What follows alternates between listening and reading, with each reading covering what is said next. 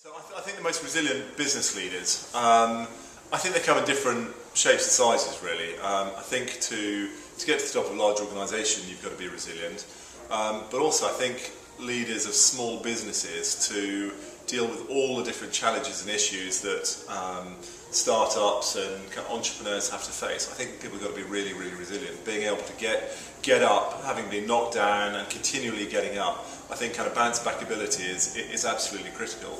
Knowing exactly what you're trying to achieve and keeping the belief, the vision that that you can get there, I think is critical.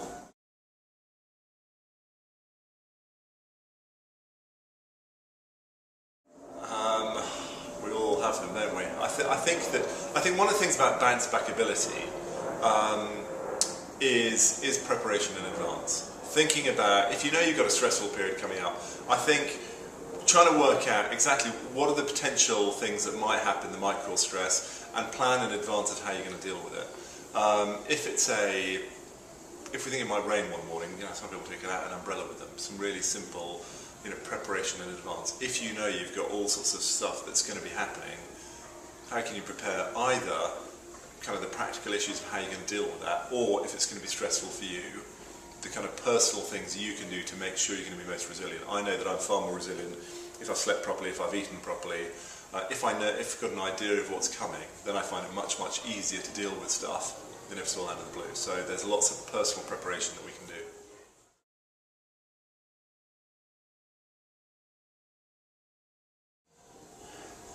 As a sportsman, I think I learned a huge amount, and you can distill that into all sorts of different things. In terms of bounce back ability, I learned a huge amount, but I think in terms of some of the key things, having a clear goal, a clear vision, a crazy goal, an idea of where you're trying to go is absolutely critical.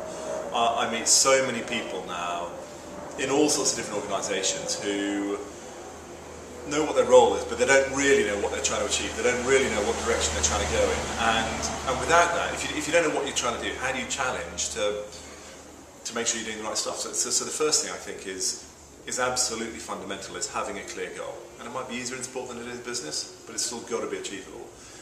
I think focusing on performance. I think it's very easy in business to get head up by the results and just do what's in front of us, rather than at the end of each day, at the end of meetings, at the end of whatever situations, to stop and look back and reflect on how we've done, how we've performed, rather than the results we've got.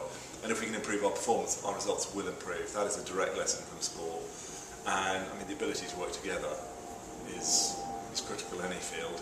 And I think some of the experiences I had in rowing, we learned a huge amount about how to work very, very closely together when we were a fairly disparate, different group of people.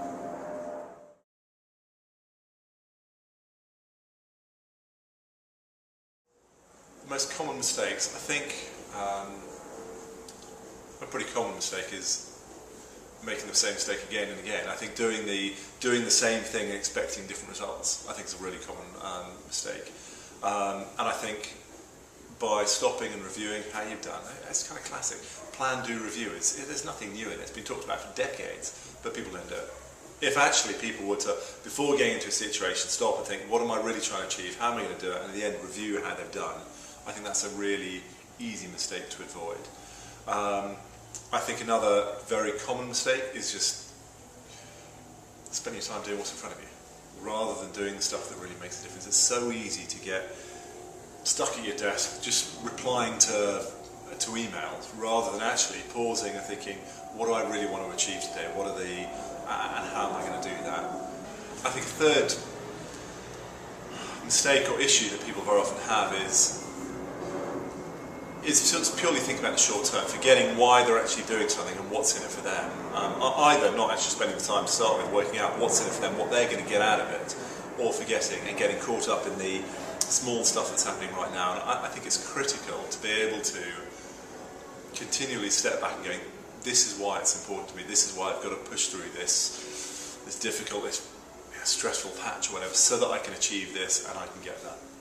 So I think those are kind of three things that are pretty easy to avoid, but pitfalls we very often fall into.